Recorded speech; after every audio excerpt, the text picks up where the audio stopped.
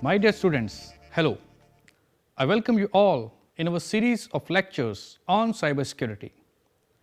Today, we are going to study about security services and how to implement them. Let us begin with it. Network security consists of the policies and practices adopted to prevent and monitor unauthorized access, misuse, modification, or denial of a computer network and network accessible resources. Network security involves the authorization of access to data in a network which is controlled by the network administrator. Network security starts with authenticating, commonly with a username and a password. Since this requires just one detail authenticating the username, that is, the password, this is sometimes termed one-factor authentication. With two-factor authentication, the user's mobile phone is used, and with three-factor authentication, something the user's fingerprint or retinal scan is also used. Once authenticated, a firewall enforces access policies such as what services are allowed to be accessed by the network users. Network security can provide 5 services. 4 of these services are related to the messages exchanged using the network, such as message confidentiality, integrity, authentication, and non-repudiation. The 5th service provides entity authentication or identification. Let us discuss these services one by one. Number 1, message confidentiality. Message confidentiality or privacy means that the sender and the receiver expect confidentiality. The transmitted message must make sense to only the intended receiver. To all others, the message must be garbage. When a customer communicates with her bank, she expects that the communication is totally confidential. Number 2, message integrity. Message integrity means that the data must arrive at the receiver exactly as they were sent. There must be no changes during the transmission, neither accidentally nor maliciously. As more and more monetary exchanges occur over the internet, integrity is crucial. For example, it would be disastrous if a request for transferring $100 changed to a request for $10,000 or $1 lakh. The integrity of the message must be preserved in a secure communication. Number 3, message authentication. Message authentication is a service beyond message integrity. In message authentication, the receiver needs to be sure of the sender's identity and that an imposter has not sent the message. Number 4, message non-repudiation. Message non-repudiation means that a sender must not be able to deny sending a message that he or she in fact did send. The burden of proof falls on the receiver. For example, when a customer sends a message to transfer money from one account to another, the bank must have the proof that the customer actually requested this transaction. Number 5, entity authentication. In entity authentication or user identification, the entity or user is verified prior to access to the system resources. For example, a student who needs to access her university resources needs to be authenticated during the login process. This is to protect the interest of the university and the student. Next is message confidentiality with cryptography. To provide confidentiality with symmetric key cryptography, a sender and a receiver need to share a secret key. This can be done using a session key. A session key is one that is used only for the duration of one session. If intruder intercepts the message without session key, he is not able to decrypt it. Now let us discuss various security considerations. Number 1, encryption does not prevent data tampering. For example, a man in the middle attack can replace the bits in transit, which can cause the receiver to decrypt the data to something other than the original plain text. Without data authentication protection, the receiver has no way to verify that decrypted ciphertext is the same as the original plain text. For this reason, the implementation patterns that implement data confidentiality also implement data origin authentication. Number 2, if too much data is encrypted with the same symmetry key, an attacker can intercept several messages and attempt to cryptographically attack the encrypted messages with the goal of obtaining the symmetry key. To minimize the risk of this type of attack, one should consider generating session-based encryption keys with a relatively short lifespan. Number 3, much of the strength of symmetric encryption algorithms comes from the randomness of their encryption keys. If keys originate from a source that is not sufficiently random, attackers may narrow down the number of possible values for the encryption key. This can make it possible for a brute force attack to discover the key value from encrypted messages that the attacker has intercepted. For example, a user password that is used as an encryption key can be very easy to attack because user passwords are typically a non-random value of relatively small size that a user can remember without writing it somewhere. Now let us discuss message integrity in detail. Encryption and decryption provide secrecy or confidentiality, but not integrity. One way to preserve integrity of a document is through the use of a fingerprint called message digest. The message is passed through an algorithm called a hash function.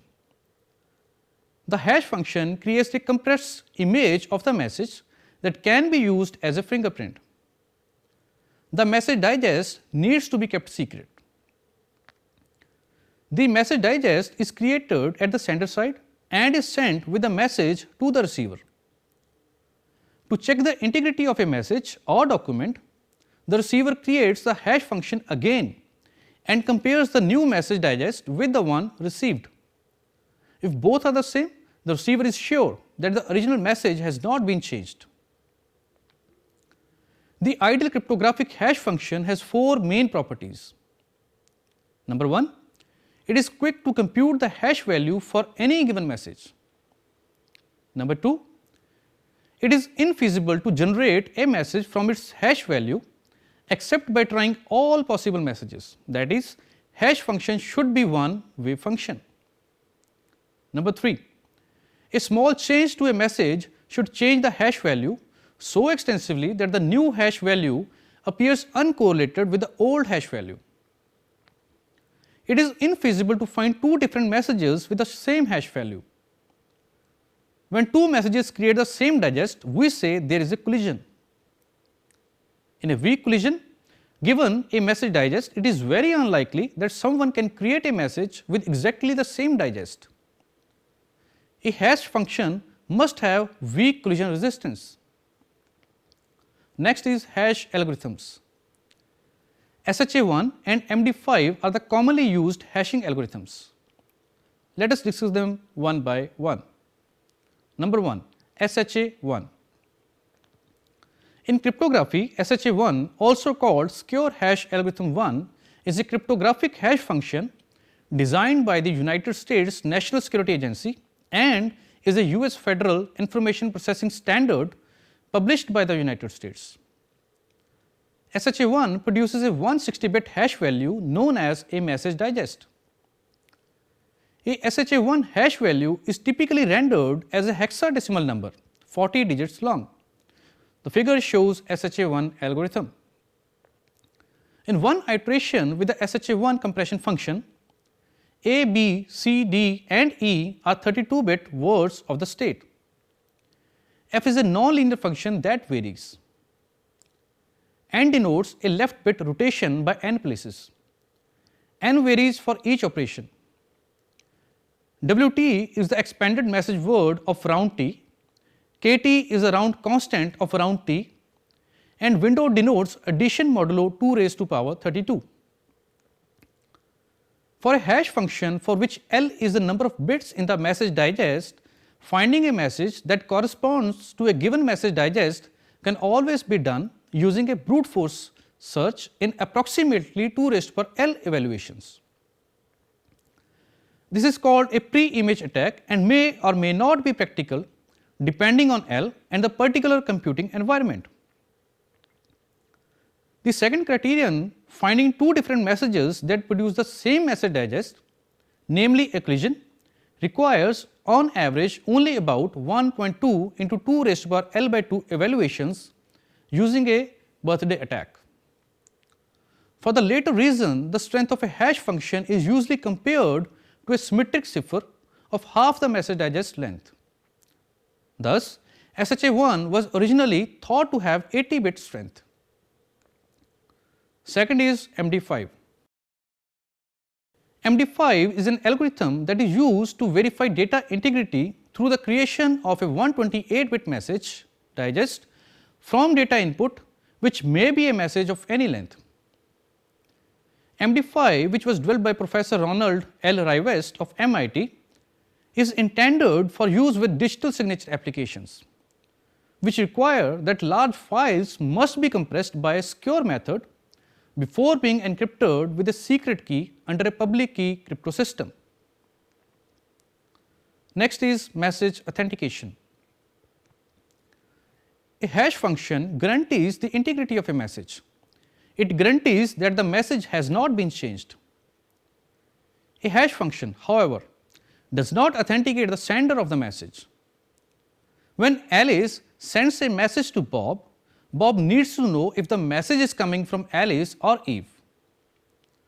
To provide message authentication, Alice needs to provide proof that it is Alice sending the message and not an imposter.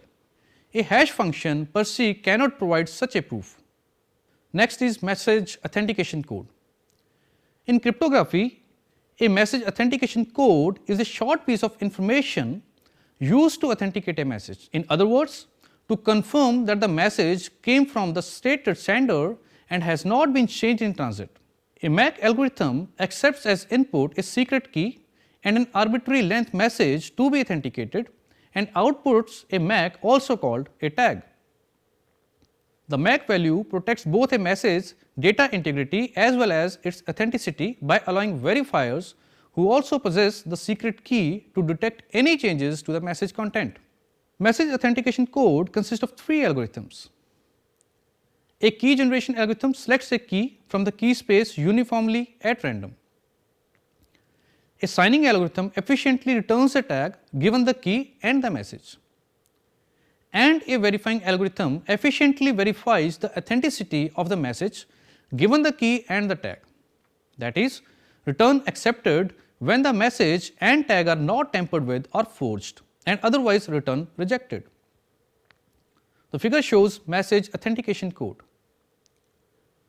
In this example, the sender of a message runs it through a MAC algorithm to produce a MAC data tag. The message and the MAC tag are then sent to the receiver. The receiver in turn runs the message portion of the transmission through the same MAC algorithm using the same key, producing a second MAC data tag.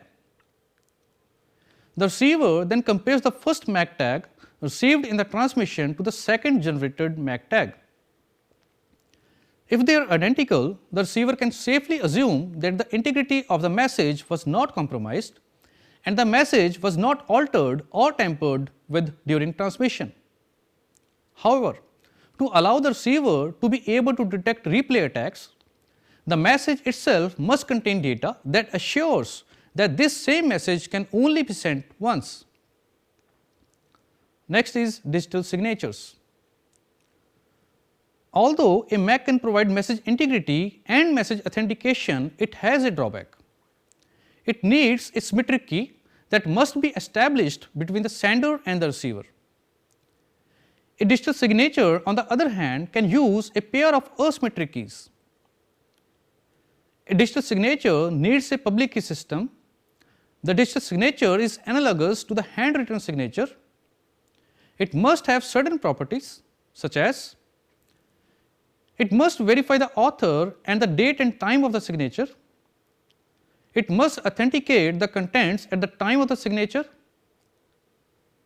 and it must be verifiable by third parties to resolve disputes. Thus, the digital signature function includes the authentication function. On the basis of these properties, we can formulate the requirements for a digital signature, such as the signature must be a bit pattern that depends on the message being signed. The signature must use some information unique to the sender to prevent both forgery and denial. It must be relatively easy to produce the digital signature. It must be relatively easy to recognize and verify the digital signature, and it must be computationally infeasible to forge a digital signature either by constructing a new message for an existing digital signature or by constructing a fraudulent digital signature for a given message. Also, it must be practical to retain a copy of the digital signature in storage. Digital signature can be achieved in two ways, such as number 1, signing the document, or number 2, signing a digest of the document. Signing a document is encrypting it with the private key of the sender. Verifying the document is decrypting it with the public key of the sender. The private and public keys of the receiver are used in this process. The sender uses the public key of the receiver to encrypt. The receiver uses his own private key to decrypt. In digital signature, the private and public keys of the sender are used. The sender uses her private key, the receiver uses the public key of the sender. Next is signing the digest. The public key is very inefficient in a crypto system if we are dealing with long messages. In a digital signature system, our messages are normally long, but we have to use public keys. The solution is not to sign the message itself. Instead, we sign a digest of the message.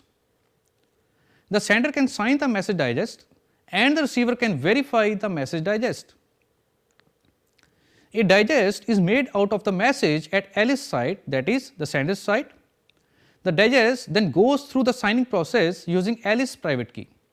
Alice then sends the message and the signature to the Bob, that is the receiver. At Bob's side, using the same public hash function, a digest is first created out of the received message. Calculations are done on the signature and the digest. If authentic, the message is accepted, otherwise it is rejected. Figure shows integrity using digital signature. Next is services provided by digital signatures. A digital signature can provide 3 out of the 5 services for a security system: message integrity, message authentication, and non-repudiation. The integrity of the message is preserved even if we sign the whole message, because we cannot get the same signature if the message is changed. Under message authentication, Bob can verify that the message is sent by Alice because Alice's public key is used in verification. Alice's public key cannot create the same signature as Eve's private key. Non-repudiation can be provided using a trusted party. Alice creates a signature from her message and sends the message, her identity, Bob's identity, and the signature to the sender. The sender, after checking that Alice's public key is valid, verifies through Alice's public key that the message comes from Alice. The sender then saves a copy of the message with the sender's identity, recipient identity, and a timestamp in its archive. The sender uses its private key to create another signature from the message. The sender then sends the message, the new signature, Alice's identity, and Bob's identity to Bob. Bob verifies the message using the public key of the trusted sender. If in the future Alice denies that she has sent the message, the sender can show a copy of the saved message. If Bob's message is duplicate of the message saved at the sender, Alice will lose the dispute. Figure shows non-repudiation using third party. Next is entity authentication. In some cases, we might want to check that the person to whom we are communicating is the one meant for, rather than just concentrating on the message.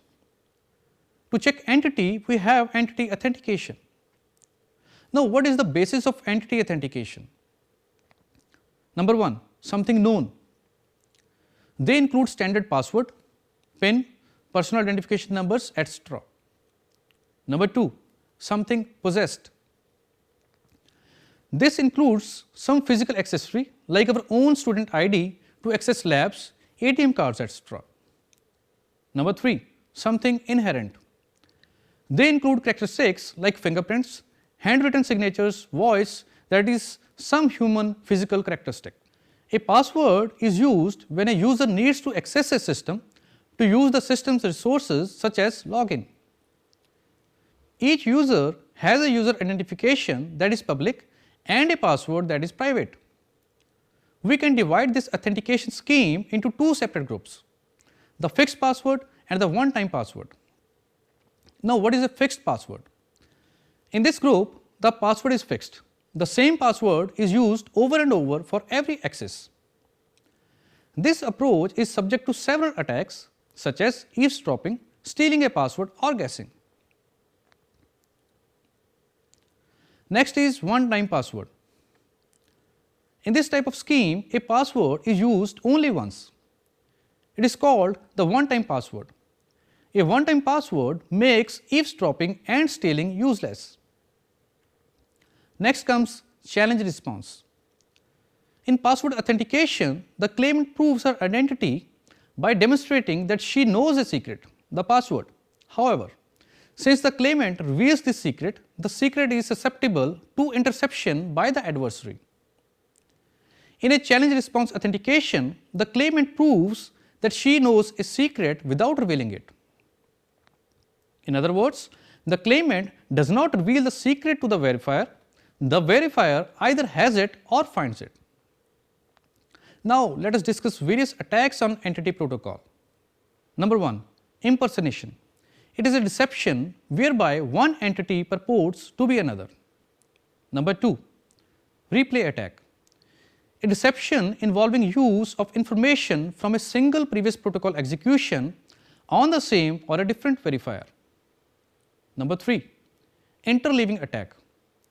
An impersonation or other deception involving selective combination of information from one or more previous or simultaneously ongoing protocol executions.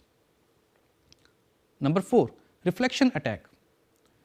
An attack involving sending information from an ongoing protocol execution back to the originator. Number 5, forced delay. A forced delay occurs when an adversary intercepts a message and relays it at some later point in the time. Number 6, chosen text attack. An attack on a challenge response protocol wherein an adversary strategically chooses challenges in an attempt to extract information about the claimant's long-term key. Replay attack is very common and occurs more frequently. Certain countermeasures are needed to address it, such as number 1, use of session tokens. A pseudo random token should be issued to the user when the request comes from a legitimate user. Then the session token has to be submitted by the user whenever he sends the subsequent request. Thus, the server can cross-check the session token with the token stored at server side. These tokens should be chosen by pseudo random process and must be changed for every action performed by the user. For example, create a random token in a page load protected with encryption or hash and send or store it at client like in the form of a cookie. So, whenever the client sends another request like submission of the data, then again the token is cross-checked with the stored token at server side. Number 2, timestamps. This is another way of preventing a replay attack. In this, synchronization of the time should be achieved using a secure protocol. For example, server periodically broadcasts the time on its clock together with a MAC. When a user wants to send a request to the server, he includes his best estimate of the time on his clock in his request, which is also authenticated. Server only accepts requests for which the timestamp is within a reasonable tolerance. The advantage of this scheme is that the server does not need to generate random numbers or session tokens. Number 3, limit the session time.